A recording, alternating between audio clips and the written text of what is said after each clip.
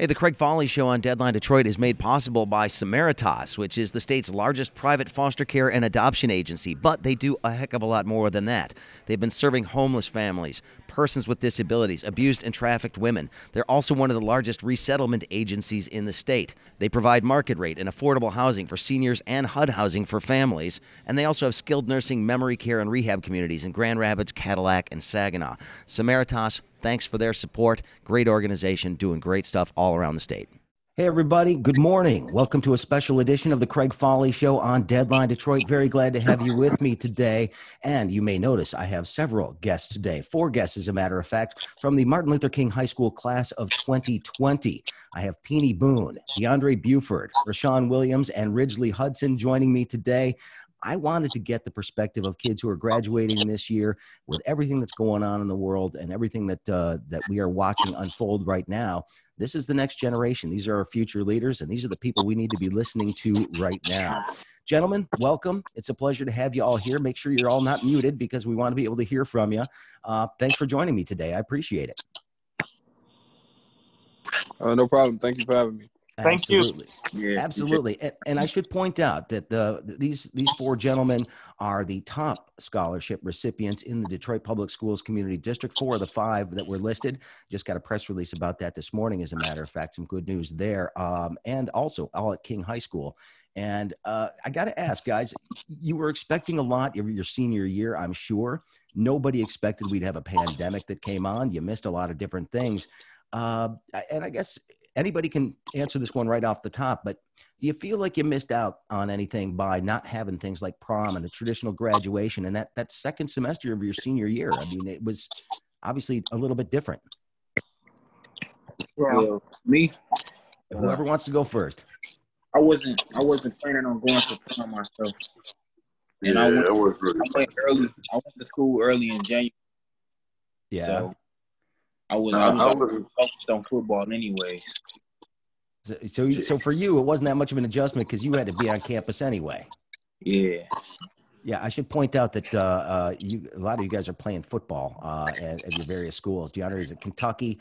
Rashawn, you're playing at Indiana. Indiana. And Peter, you are at American University. And Ridgely, what about you? Where are you going to school? I'm going to Michigan State University. All right. And do you have any idea what you're going to major in yet? Education. Very good. Very good. Well, that's an interesting point. But I want to talk about that, though. So the senior year is going to be different anyway. But, you know, when you watch your friends and the kids that you went to school with and you didn't get a chance to see them or talk to them as much other than on video chat and things, was it difficult? I mean, it was really difficult. Go ahead, Petey. It was really difficult. Like, some of us was, like, still working out together and stuff like that. So, like, it wasn't really that difficult. So, no. It wasn't difficult, but I couldn't say. I mean, I think it's the same thing. Like when you go to college. Oh, see, somebody's got a delay here. So I'm going to go to Ridgely, then to Rashawn. Go ahead, Ridgely. I think about the bigger picture of everybody. So I think it was hard for those who may have not had access to internet or access to computers to be able to video chat or communicate with and friends. But for me, it was not. It was hard to have that feeling that our last 3 months of school was taken away from us. You know, that's the time that's most critical that we look forward to for those that attend prom or who anticipated on attending prom and graduation and all that. So, you know, it's hard, but then it's not hard. So it depends on the individual. Yeah, and Rashawn, go ahead. You were about to say something.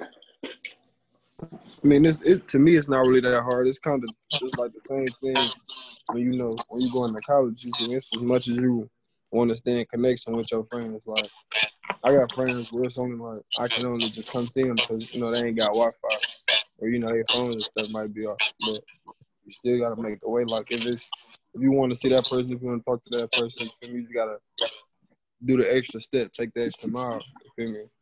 And like Ridgely said, like the graduation and stuff, the last couple months of school, then it took it away from us. You feel me? You never know what can happen. You just gotta, you feel me, keep going with the flow every day. Like tomorrow, something might come up and it's totally different, and we gotta attack it differently. You feel me? just find a better approach to everything. Well, how difficult was it to do that distance learning stuff? Was it the online classes? I know for me, I like being there in person. I think I learn better when I'm sitting there in person with a group of students having conversations about things that are going on. Did it make it difficult, or was it something that you adjusted to? I adjusted to it. I mean, yeah. I adjusted. You gotta kind of learn how to adjust with it. Like, Oh, DeAndre, go ahead if you want to add to that. I said I adjusted to it, but it was a little bit harder for me though.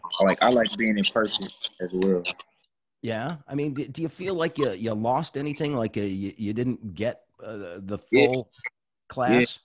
Yeah, I feel like I ain't get like full attention. That like feel me. I might need extra help. I can't get it for real because teachers be busy. They be having Zoom meetings, so it's not as accessible as it should be. Well, originally, I want to get your take on that too, because you're sitting in King High School right now, which a lot of these guys are already up on campus and working out and stuff like that. But you're still here. What was it like in that last semester?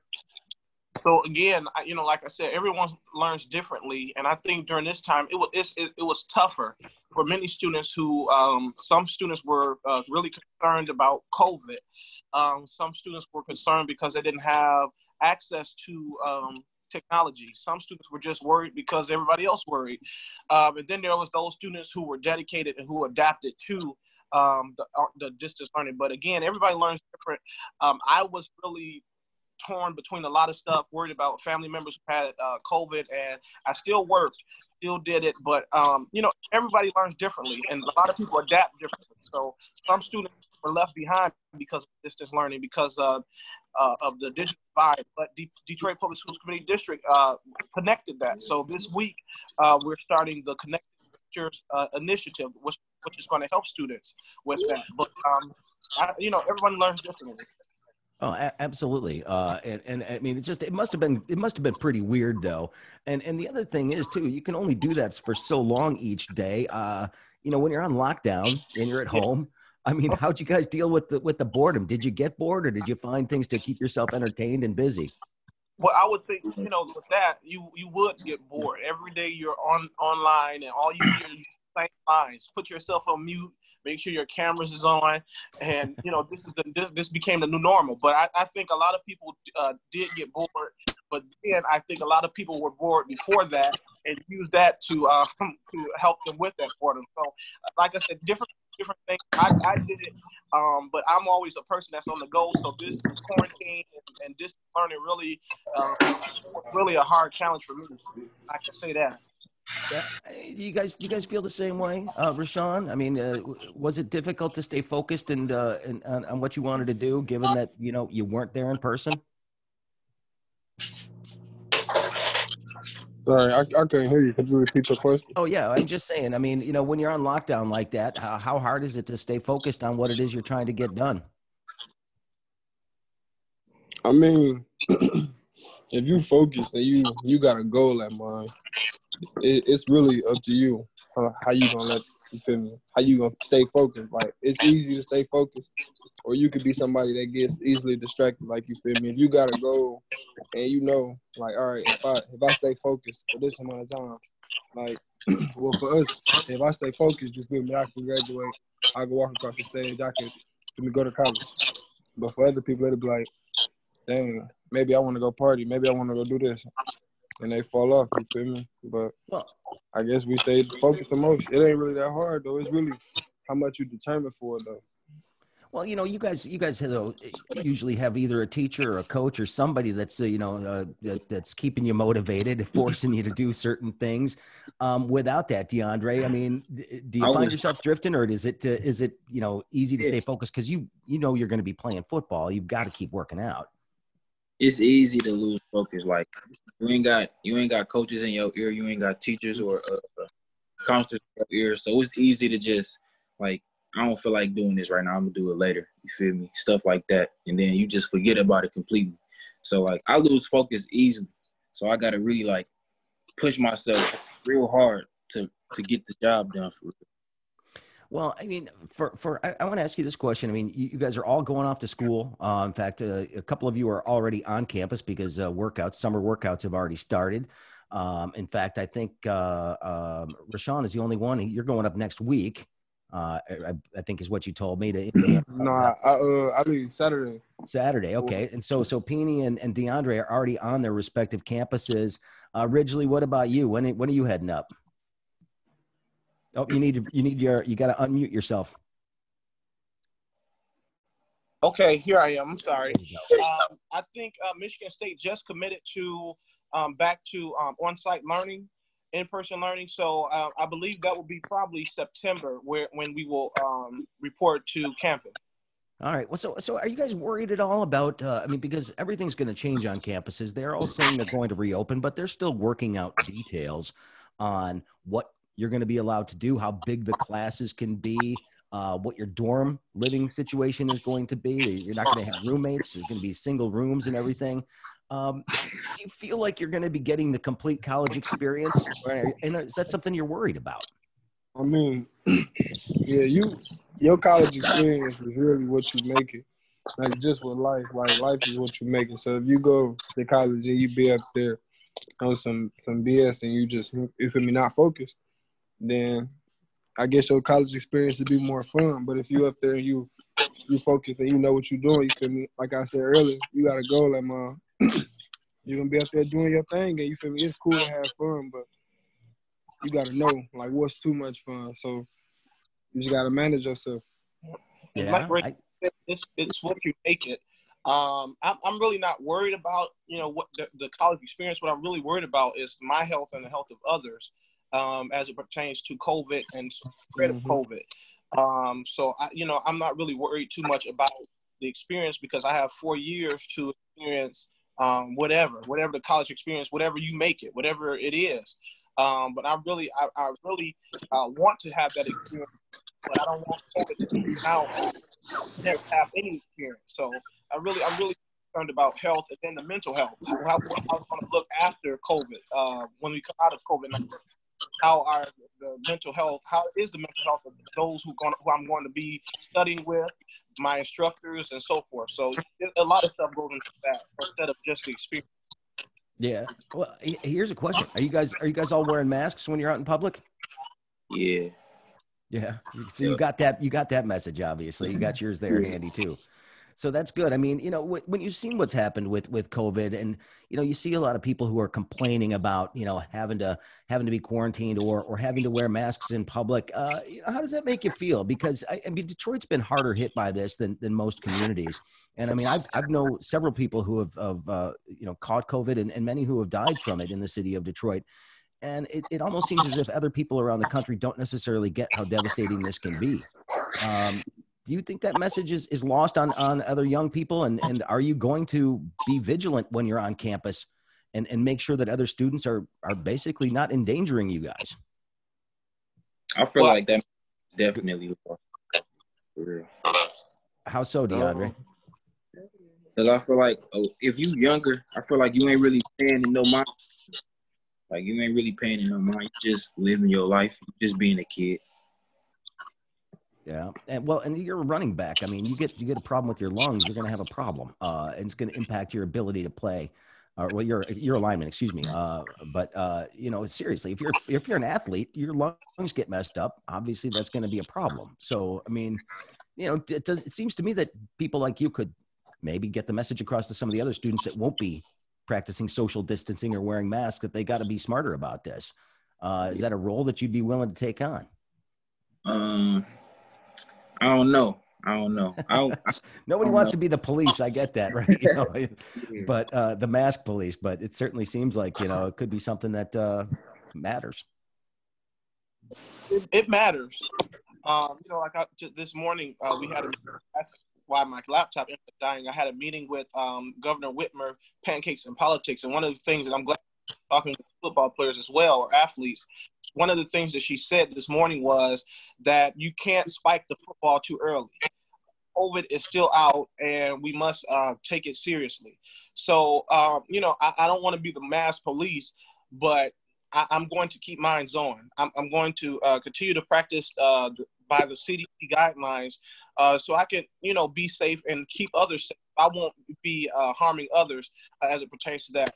I've been sick a few times, even one time over this period, and I can say that it has been it took a toll. And I can call 30 people right now, over 30 people, and they're gone from COVID. So it's really serious, and a lot of people have gone from it. And I know even the 5-year-old Skylar, who died from that's my godson, who died from. So it's important as it pertains to all young people and whoever. It's not discriminatory. Well, before we get into politics and election and stuff like that, I do want to talk about the other gigantic issue that's really defined the class of 2020, and not just the 2020, but the times we live in, and that of course is the Black Lives Matter movement, the protests that we have been seeing around the country here in the city of Detroit. I want to get your guys' thoughts on what you've been seeing, and whether or not you think that this time maybe people are going to get serious about what is happening to young African-American men, especially. Peony, I haven't heard from you in a little bit. He just dropped off, but there he is. I want to get your thoughts on this, Peony. What about the marches, the movement? Have you been participating, first of all, and two, what do you think about it? I mean, I feel like it's like it means a lot, like that people coming out doing it, and like I wanted to do it, but like I had to come here, so and I don't really know like too many people, so I was just like to myself. But I mean, I feel like it's like it's like it's a real big thing, and it's like okay, like we should like do something about this. Like some stuff is getting out of hand. Like I think they should know like when it's like okay, this needs to stop. So yeah. Well, Rashawn, I don't know if you can hear me up there. I haven't heard from him in a little bit. There he is, right there. I want to get your thoughts on Black Lives Matter and what we've been seeing. I mean, it's been young people like yourselves that have been leading this process around the country. It's almost a passing of the torch. And the fact that we still have to pass this torch is disappointing in itself. But it certainly seems as if young people like yourselves are the ones that are going to bring this home in some capacity. What have you been thinking, Rashawn, as you watch the protests around the country? I mean, it's like if you want to be like if you want to see change, you feel me? You got to be the change at times. Like it's people that say they want like Black Lives to Matter and stuff like that, but they're not out there protesting. They're not out like spreading the awareness and stuff like real like the stuff that go on nowadays. Like I thought it'd only be in movies and stuff, but it's real. You got to face the problems. You feel me? You can't always just keep. All right, we'll get over. You constantly see Black young men dying like us. You feel me? From police and all type of other stuff like that. You gotta be like, dang, what if we was doing that to like, feel me, the other people? You feel me? It'll be different. Like we'd get life in jail with no chance of parole.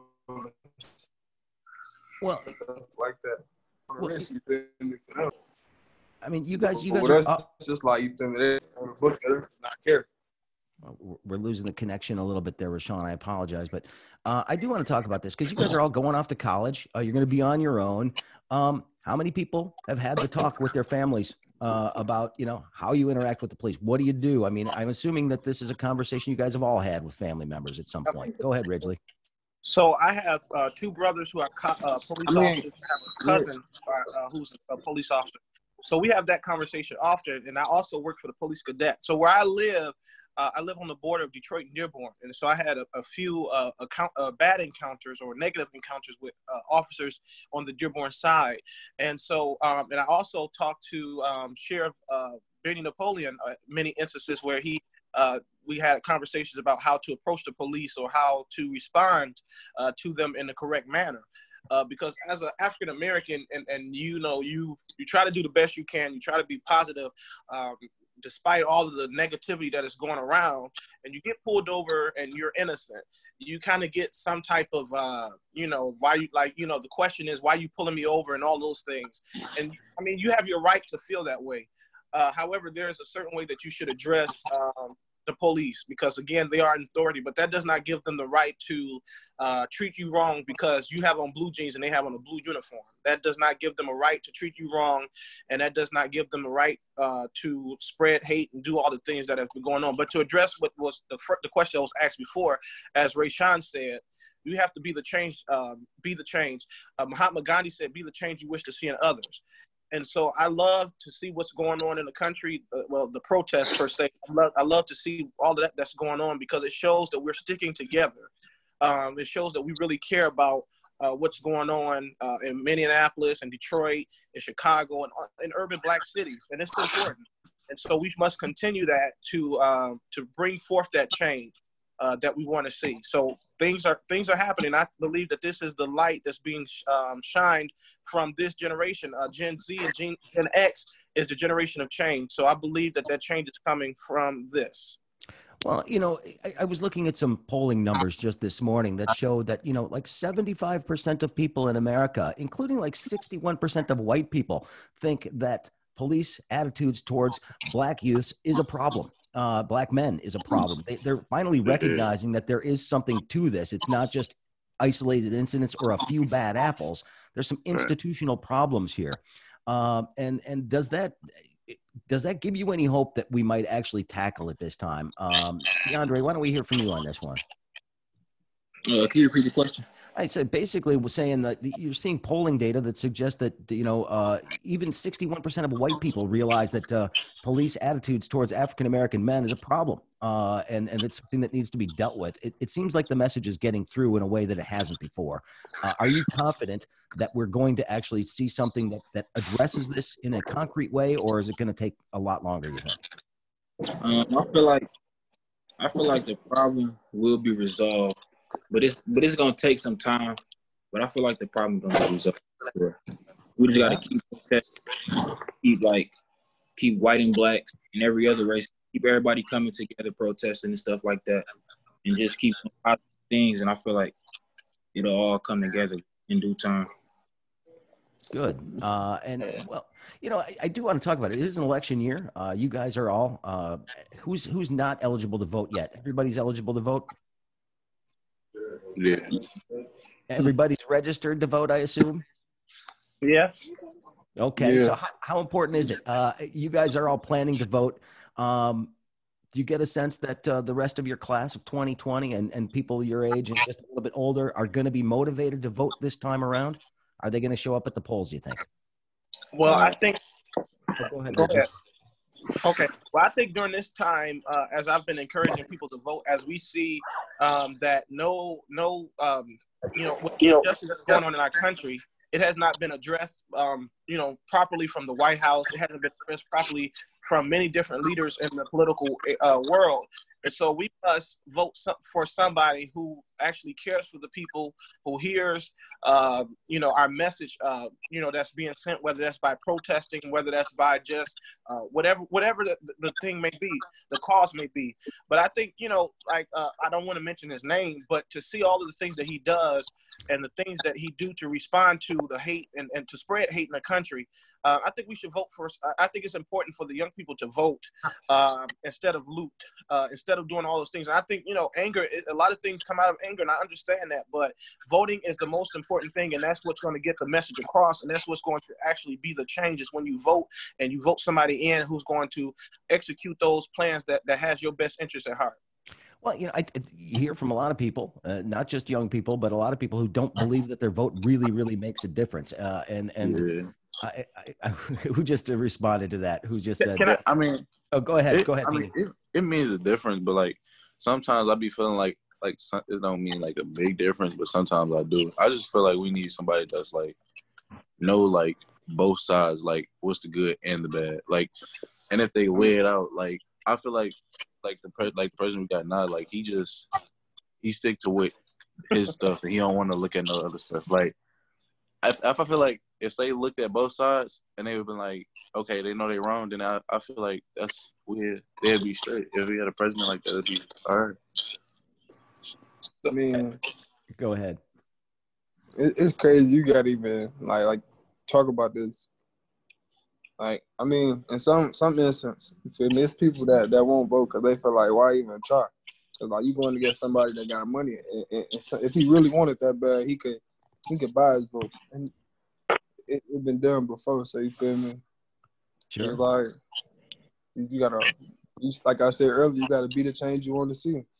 Like if you don't want people like that in office, it ain't about worrying about who all gonna be at the polls. You feel me? You going up there because you want to be heard. You want your vote to count. Like, you feel me? I tried. I put my voice in. I said something about who I want in office, you feel me, as my president. Well, and not just like, oh, well, I'll let them do it. And whoever vote. So Right. will it make a difference to you guys? Go ahead. I'm sorry, I didn't mean to interrupt. Go ahead. I'm finished. I just was saying, like, you feel me? You got to basically be the change, put action into it, and not just, you feel me?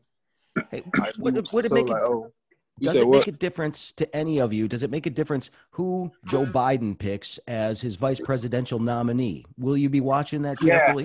Yes. What are you looking for, Ridgely? Well, like during this time, we've been watching, or I've been watching, and I believe the Black community at large, and everybody's been watching who says what during this time and how they are representing who they say they are. And so we've seen Amy Klobuchar say some crazy stuff, especially in response to George Floyd's death. And so, that made me look at her differently. So I had an opportunity to meet all of the presidential candidates here in Detroit at the debate. And, you have to really be careful what you say and how you say things, especially during a time as this when the African-American community is angry, is hurt, and a lot of things are spewing out. And so, you got to be careful what you say.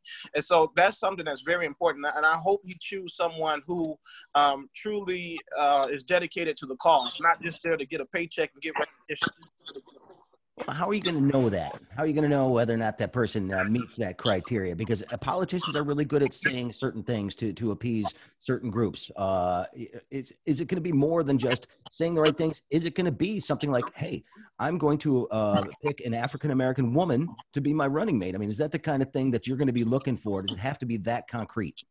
It doesn't have to be an African-American woman for me to be like, oh, she's a great candidate. It has to be someone, like I said, who has a history of helping people, or who has a history of being there for people. Yeah, so even that's if true. Gretchen Whitmer, she has been one who's been criticized for keeping the state closed. However, if you look at the map now, coronavirus is Michigan and New York that are in green, that are doing really well. But it doesn't matter. Like I said, it doesn't matter whether they're black or white. This is not a race issue. It's really everybody versus racism. And so it doesn't matter if she's a white candidate. It doesn't matter if she's a black candidate. As long as she's for all people and she's for justice and she's for what is true, that's what really matters. Yeah, really, like, if they got a good head on their shoulders. If you got a good head on their shoulders, then you can't beat that. Like, so it sounds like you guys are paying attention now. And, you'll be watching this carefully. Well, we've only got a couple of minutes left, guys, and I do appreciate the time you've been able to give me today. Just want to get to a couple more things.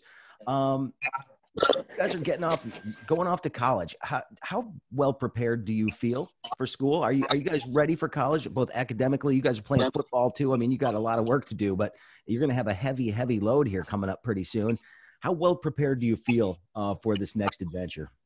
I mean, I feel prepared, like, because, like, they really lay it out, like, so it's, like, so crazy. Like, they lay it out, like, times, like, the schedule, everything. So, like, they lay it out for you, and just, like, it's on you if you want to do it. So that, because sometimes we was doing that at King a little bit, like, getting, like, a little feeling for it. So I feel like I'm already, on track already. So I know, like, what's going to happen or how it's going to play out.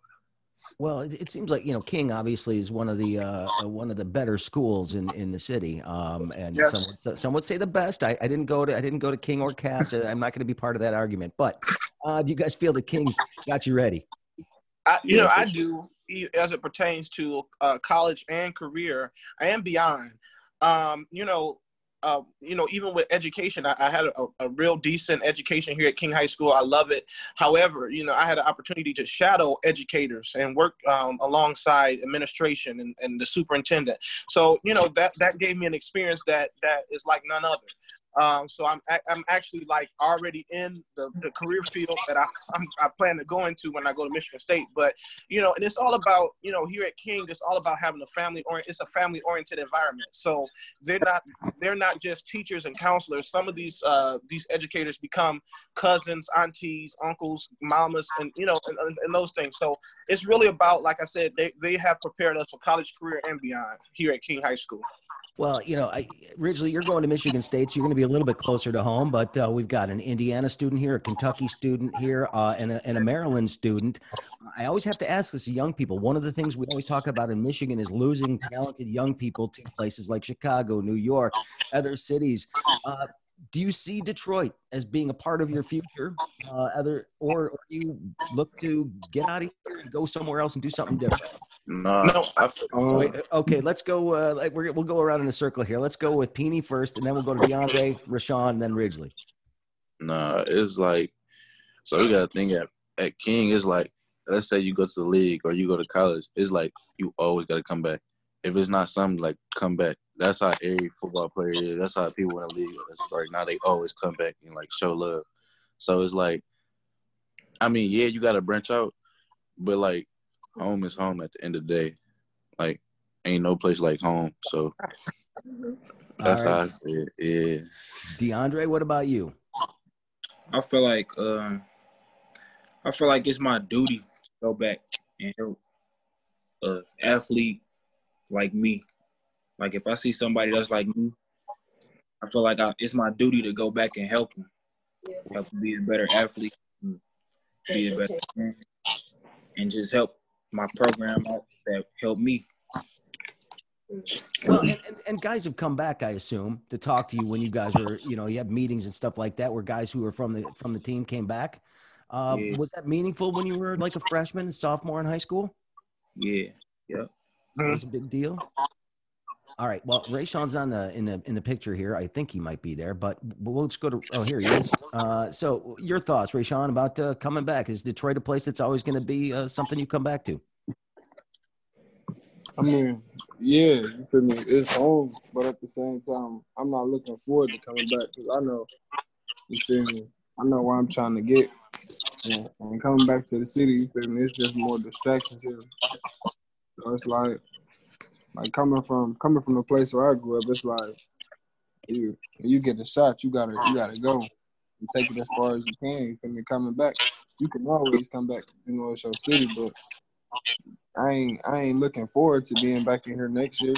I'm looking forward to being down in Indiana, focusing on my school. You feel me? Getting my football right.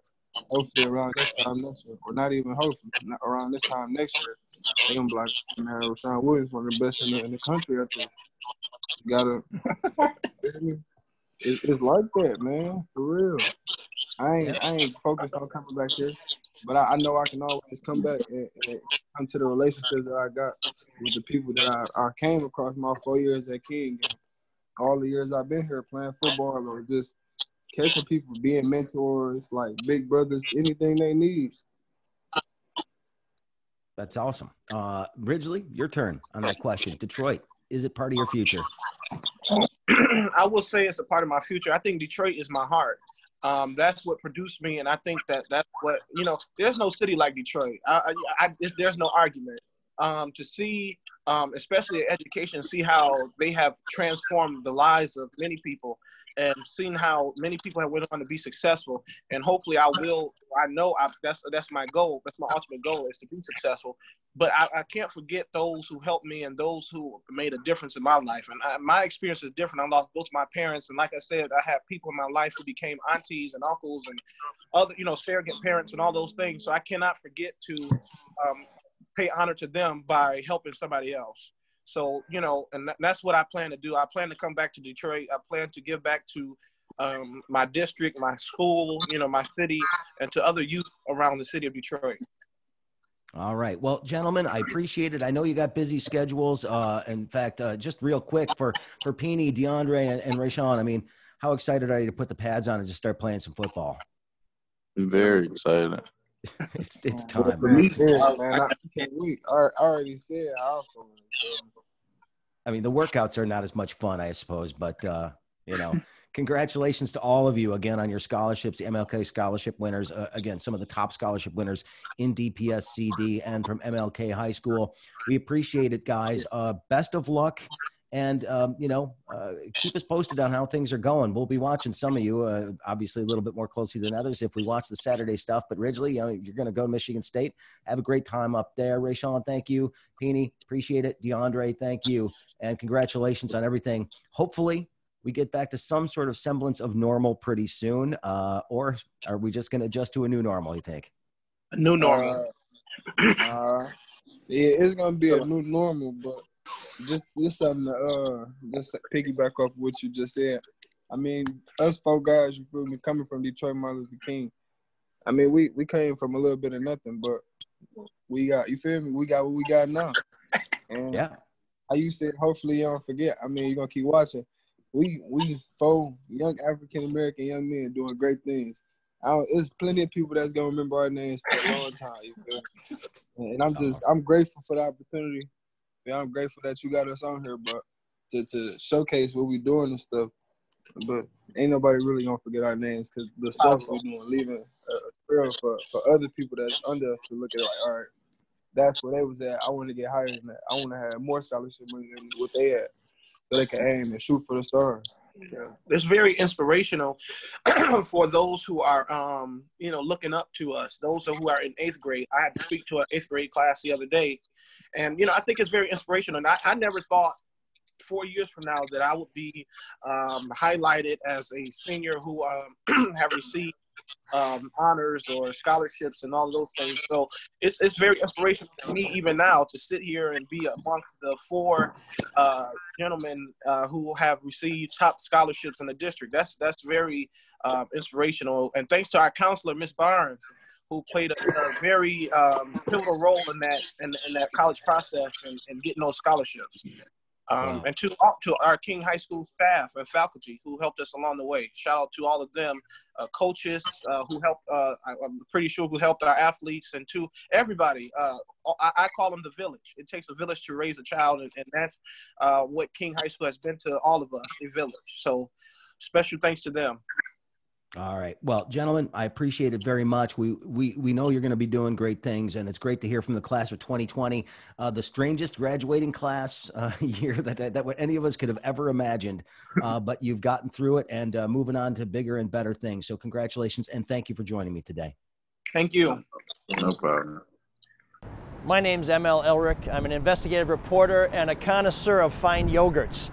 I know a little bit about Detroit. I know a little bit about deadlines. And I'm asking you to become a member of DeadlineDetroit.com. Like me, I'm not asking you to do anything I wouldn't do. I'm making a monthly donation. My wife is making a monthly donation. I know that seems redundant, but they need the money, and the money goes to a good place. Getting the story out, getting the truth out. Because if we don't support local journalism, there's some people a couple blocks away from here who are going to get away with a whole bunch of stuff that's going to cost you a whole lot more than just a few bucks out of your pocket every month. Go to DeadlineDetroit.com, become a member. You'll see it's really easy at the top of the website. Give early, give often, give generously. Just give a damn. That's the best way I know how.